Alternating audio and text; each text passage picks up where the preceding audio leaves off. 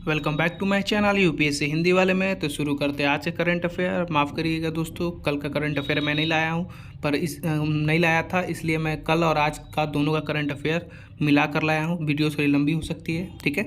तो दोनों दिन का करंट अफेयर आज हम लोग पढ़ते हैं, ठीक है। थोड़ी लंबी हो जाएगी वीडियो, और अच्छे से आप पढ़िएगा, ठीक है। तो आते हैं थोड़े गांधी जी के बारे में जान लेते हैं, ठीक है। और हाँ दोस्तों, अगर आपको इसका पीडीएफ चाहिए तो आप मेरे टेलीग्राम चैनल पर जाइएगा, मैं लिंक प्रोवाइड कर दूंगा डिस्क्रिप्शन में, आप जाकर तो वहाँ से डाउनलोड कर लीजिएगा, ठीक है। आते हैं पहले नंबर पर। 2 अक्टूबर को गांधी जी की जयंती और लाल बहादुर शास्त्री जी की जयंती मनाया गया है, ठीक है। गांधी जयंती के थोड़े बहुत जो उनका इम्पोर्टेंट फैक्टर है आप लोग जान लीजिए। यह सुधारवादी और स्वतंत्रवादी नेता थे, ठीक है। योगदान स्वतंत्रता के लिए अहम भूमिका निभाई थी। 2 अक्टूबर 1879 में पोरबंदर के गुजरात में इनका जन्म हुआ था। इसी दिन अंतर्राष्ट्रीय अहिंसा दिवस भी मनाया जाता है, ठीक है। 9 जनवरी 1915 को दक्षिण अफ्रीका से लौटे थे, ठीक है। वह एक वकील व सामाजिक कार्यकर्ता व लेखक थे, ठीक है। उद्देश्य उनका क्या था? वह हिंदी व उर्दू के बीच हिंदुस्तानियों को बढ़ावा देना। इन्हीं योगदान को चिन्हित करने के लिए हर साल 9 जनवरी को भारतीय प्रवासी दिवस के रूप में मनाया जाता है, ठीक है। आते हैं ये सत्याग्रह का विचार उनका कब आया था। तो थोड़ा जो उनका इंपॉर्टेंट टॉपिक है मैं यहाँ पर लाया हूँ, जिससे आपको वो रिलेट कर सकूँ, ठीक है। ज़्यादा आपको पढ़ने की ज़रूरत है नहीं, हर साल आता है, हर साल इसमें देखा जाता है। जो इसका की फैक्टर है मैं उसके बारे में आप लोगों को बता रहा हूँ, ठीक है।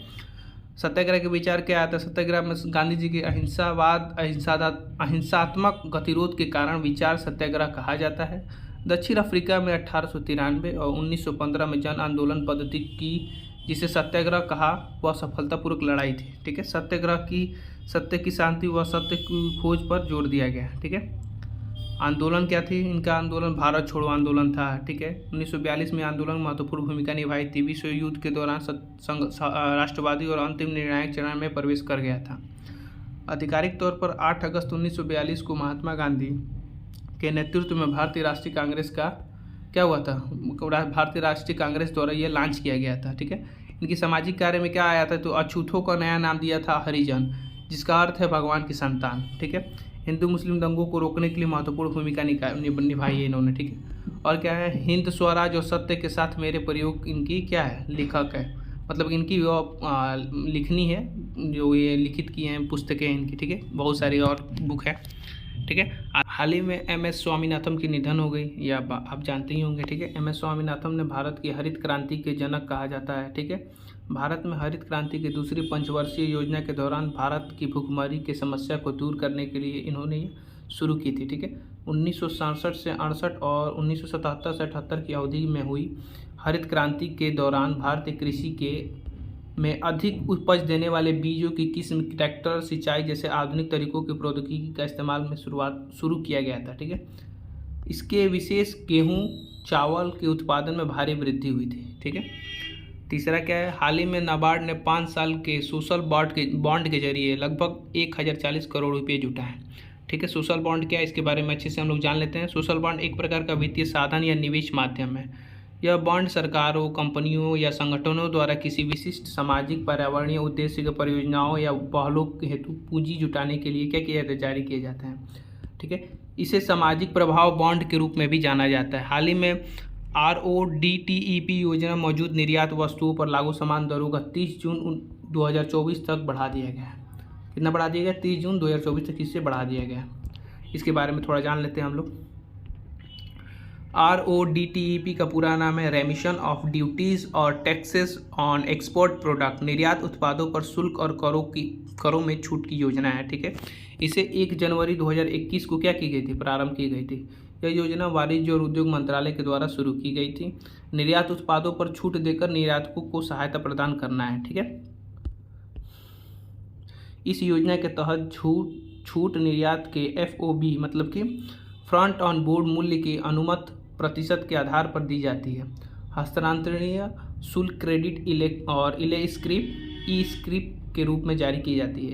इसका वितरण केंद्रीय अप्रत्यक्ष कर और सीमा शुल्क बोर्ड CBIC द्वारा एक डिजिटल बही खाते में रखा जाता है। हाल ही में पश्चिम असम में मानस नेशनल पार्क और टाइगर रिजर्व में कैपिटल ब्रीड वाले 18 पिग्मी हॉग छोड़े गए हैं। पिग्मी हॉग क्या है? पिग्मी हॉग दुनिया में जंगली सुअरों की सबसे छोटी और दुर्लभ प्रजाति है। क्या है? जो जंगली सुअर होती है उसकी सबसे छोटी प्रजाति होती है पिग्मी हॉन्ग।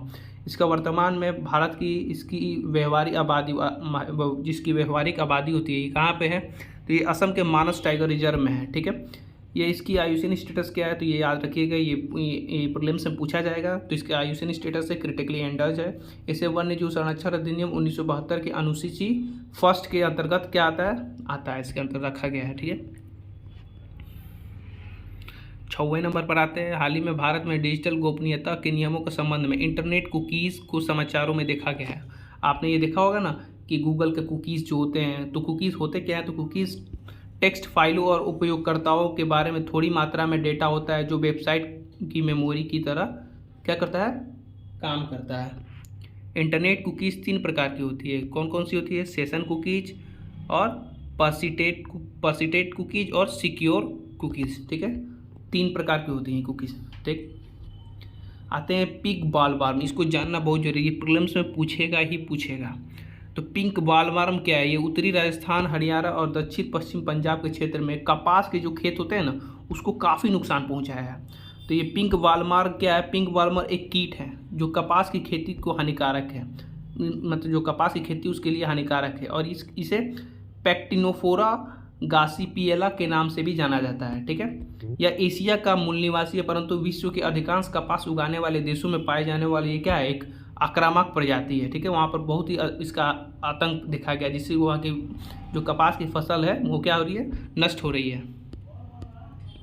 इसे दुनिया भर में कपास पर संभवतः सबसे विनाशकारी कीट माना जाता है। ठीक है, कपास एक खरीफ फसल है, इसके बारे में थोड़ा कपास के बारे में जान लेते हैं। इसके लिए 21 से 30 डिग्री का तापमान चाहिए और इसकी 3 प्रजाति है। कौन है, एशिया काटन, इजिप्टियन काटन और अमेरिकन अपलेट काटन। ठीक है, आते हैं 8वें नंबर पर है। 8वें में है झारखंड के सीएम ने पीएम को पत्र लिखकर आदिवासियों के लिए क्या किया, सारनाथ धार्मिक कोड को मान्यता देने की अनुरोध किया। सारनाथ धार्मिक कोड क्या है, सारनाथ धार्मिक कोड के बारे में हम लोग जानेंगे। ठीक है, सारनाथ कोड सारनाथ धर्म का जिसका पालन झारखंड के महत्वपूर्ण आदिवासी आबादी करती है। ठीक है, यह प्रकृति की पूजा करती है, किसी की पूजा करती है, प्रकृति की पूजा करती है। ये प्रीलिम्स में पूछ सकता है। ठीक है, तो इसको आप इससे ज़रूर लिखिएगा, सारा का सारा करंट अफेयर को लिखिएगा। ठीक है, मैं खुद इस चीज़ का प्रिपरेशन करता हूँ तो मैं चाहता हूँ कि एक भी करंट अफेयर छूटे ना, सारा का सारा करंट अफेयर में A to Z, क्योंकि मैं खुद प्रिपरेशन करता हूँ तो मैं क्यों छोड़ूंगा। ठीक है, तो सारा का सारा करंट अफेयर जितना होता है मैं सब लाता हूँ और वो सब आपको यूट्यूब पर प्रोवाइड कर देता हूँ, क्योंकि बहुत सारे होते हैं कि लाते हैं, बहुत सारे वेबसाइट हैं, पर मैं ये 4-5 वेबसाइट को एक साथ एकत्र कर लाता हूँ जिससे आप लोगों को सहायता हो। ठीक है, हैंडमेड नोट के द्वारा। ठीक है, आदिवासियों को सांस्कृतिक और धार्मिक पहचान की रक्षा करने की ज़रूरत है इसमें। ठीक है, 2 अक्टूबर का पहले सोमवार को विश्व पर्यावरण दिवस, वर्ल्ड हैबिटेट डे मनाया था। इसकी थीम क्या है, resilient urban economic cities are drivers of growth and recovery है। तो इसके थीम थोड़ा याद रखिएगा, प्रीलिम्स में पूछ सकता है। इसे दुनिया की याद दिलाना है कि सभी के पास अपने शहरों और कस्बों में भविष्य आकार देने की शक्ति और जिम्मेदार है। ठीक है, 1985 में यूएन ने इसे क्या किया था, अक्टूबर के पहले सोमवार को मनाने के लिए घोषित किया था और 86 से इसे मनाया जाने लगा। ठीक है, 10वां क्या, भारत और बांग्लादेश के बीच 3 अक्टूबर को मेघालय के उमरोई में युद्ध अभ्यास क्या है, संप्रीति। भारत और बांग्लादेश के बीच कौन सा भी युद्ध अभ्यास हुआ, संप्रीति। इसका ये 11वां संस्करण हुआ, ये 14 दिनों के लिए हुआ है। ठीक है, ये दोनों पक्षों में 350 से अधिक जवान शामिल होंगे। ठीक है, ये 3 अक्टूबर से शुरू हुआ है। ठीक है, याद रखिएगा आप। और 2009 से असम को जोरहाट में शुरू हुआ है। किस में शुरू हुआ, असम के जोरहाट से पहली बार यह शुरू किया गया है। ठीक है, 3 अक्टूबर 2023 को royal Swedish academy of science द्वारा 2023 की भौतिक मतलब फिजिक्स में नोबेल पुरस्कार घोषित कर दी गई है। ठीक है, इसके बारे में थोड़ा जान लेते हैं। इस वर्ष किसको दिया गया, 3 वैज्ञानिक, कौन कौन है, पियरे एगोस्टिलिनी, फेरेक क्रास्ट और एनीएल हुइलियर। कौन है, ये हुइलियर है। ठीक है, याद रखिएगा आप लोग। ठीक, 2022 में भौतिकी का नोबेल क्वांटम यांत्रिक पर कार्य हेतु एलन एस्पेक्ट, जॉन एवं क्लास्टर और एंटोनी जिगर को दिया गया, मतलब 2022 में इन्हें दिया गया था। ठीक है, यह कब से मनाया जा रहा है, तो ये 1901 से बनाया जा रहा है। ठीक है, तो 1901 में ये पहला मनाया गया था और 1917 नोबेल पुरस्कार अभी तक प्रदान किए जा चुके हैं। अब तक 6 बार नहीं दिए गए हैं, तो 1916, 1931, 1934, 1940, 1941 और 1942 तक ये प्रदान अभी तक नहीं किए गए हैं। ठीक है, 2 अक्टूबर को मेडिसिन या फिजियोलॉजी पर 2023 की नोबेल पुरस्कार किसे दिया गया है, तो कैटलिन कारिगो को यह दिया गया और ये दिया गया टू विसमैन, ठीक है, टू विसमैन नहीं सॉरी ड्रू विसमैन है, किसे है, ड्रू विसमैन को क्या दिया, संयुक्त रूप से ये दिया गया है, ठीक है, इन्हें ये दिया गया। किसके संबंध में दिया गया, इन्होंने न्यूक्लोसाइड बेस संशोधन संबंधित खोज के लिए दिया गया। ये न्यूक्लोसाइड बेस क्या है, कोविड-19 से संबंधित है, ठीक है। 1901 में पहला चिकित्सा नोबेल पुरस्कार कब दिया गया, एमिल एडोल्फ बॉन बेरिंग को ये दिया गया था, ठीक है, एमिल एडोल्फ बॉन बेरिंग को ये 1901 में पहला क्या दिया था, चिकित्सा नोबेल पुरस्कार दिया गया था। तो जितना जानकारी है मैं सब का सब लाता हूँ, A to Z लाता हूँ, कोई भी जानकारी को आधा अधूरा नहीं लाता हूँ, पूरा जानकारी लाता हूँ जिसको आपको किसी भी चीज़ में कोई भी प्रकार का डाउट ना रहे, ठीक है। आते हैं 12वें नंबर पर, ठीक है। हाल ही में WHO ने एक सस्ती मलेरिया वैक्सीन मंजूरी की है। ये तो आएगा ही आएगा, देखिएगा प्रीलिम्स में पूछता है, और ये पूछेगा कैसे पता है, पूछेगा, देखिए बता रहे हैं आपको, बच्चों में मलेरिया की रोकथाम में तो नया टीका जारी किया गया, ठीक है। तो R1 मैट्रिक्स M ये किससे संबंधित होगा, तो 2-4 ऑप्शन यहाँ पर दे देगा, 3-4, ठीक है, ऐसे ही करके कुछ कुछ दिया रहता है, ठीक। और यहाँ पर देना रहेगा कि ये सुमिलित है कि नहीं है, ठीक है। तो ये याद रखिएगा R21 मैट्रिक्स M अभी हाल ही WHO ने सस्ती मलेरिया की वैक्सीन मंजूर की है। ये भी याद रखिए कि दुनिया का रोकथाम हेतु विश्व का अब तक का दूसरा आनुवांशिक टीका बन गया है। कौन सा बन गया है, दूसरा। अब पहला कौन सा है, तो पहला मलेरिया है RTS, ये हम जानते हैं, इसको अलग अलग नाम से भी जानते हैं, SASO1 RTSSS इस नाम से जानते हैं, ठीक है। यह ऑक्सफोर्ड यूनिवर्सिटी द्वारा विकसित और सीरम इंस्टीट्यूट ऑफ इंडिया, मतलब जो भारत का सीरम इंस्टीट्यूट है ना, जिसने कोवैक्सीन का निर्माण किया, उसके द्वारा ये निर्मित की गई है। तो इसे याद रखिएगा। इसके बारे में थोड़ा और डीपली हम लोग पढ़ते हैं। R1 मैट्रिक्स M वैक्सीन को 2024 के मध्य बाजार में लाने का उपलब्ध होने के लिए उम्मीद है, मतलब 2024 में आने की उम्मीद है। ऑक्सफोर्ड यूनिवर्सिटी और Jenner institute of serum institute of India और यूरोपीय विकासशील देशों के क्लिनिक ट्रायल पार्टनरशिप EDCIP और वेलकम ट्रस्ट और यूरोपियन निवेश बैंक के सहयोग से क्या किया गया है, इसे विकसित किया गया है, ठीक है। तो ये याद रखिएगा। और पहले ही 3 अफ्रीकी देश ने मंजूरी दे दी है। कौन कौन मंजूरी दिया है, घाना, नाइजीरिया और बुर्किना फासो ने पहले ही इसकी मंजूरी दे दी है। आते हैं लास्ट क्वेश्चन 13वें नंबर पर। केंद्रीय कार्मिक लोक शिकायत और पेंशन मंत्रालय राज्य मंत्री ने इंटेलिजेंट शिकायत निगरानी प्रणाली, कौन सी, इंटेलिजेंट शिकायत निगरानी प्रणाली IGMS 2.0 लॉन्च किया है।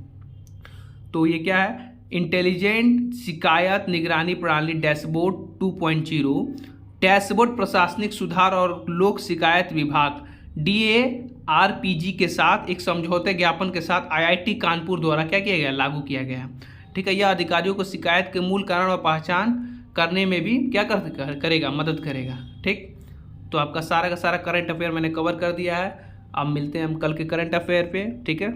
तो हमारे चैनल को एक लाइक और एक सब्सक्राइब जरूर कीजिएगा। मुझसे आपसे यही उम्मीद रहती है कि आप मेरे चैनल को सब्सक्राइब और लाइक ज़रूर कीजिएगा, जिससे कि मुझे अगले वीडियो बनाने में प्रोत्साहित मिलेगी। और हाँ दोस्तों, अगर आपको इसका PDF चाहिए तो इसके डिस्क्रिप्शन में मैं लिंक दे दूँगा, वहाँ से आप जाकर डाउनलोड कर लीजिएगा, ठीक है। मिलते हैं नेक्स्ट करंट अफेयर पर और नेक्स्ट डे के करंट अफेयर पर। तब तक के लिए धन्यवाद।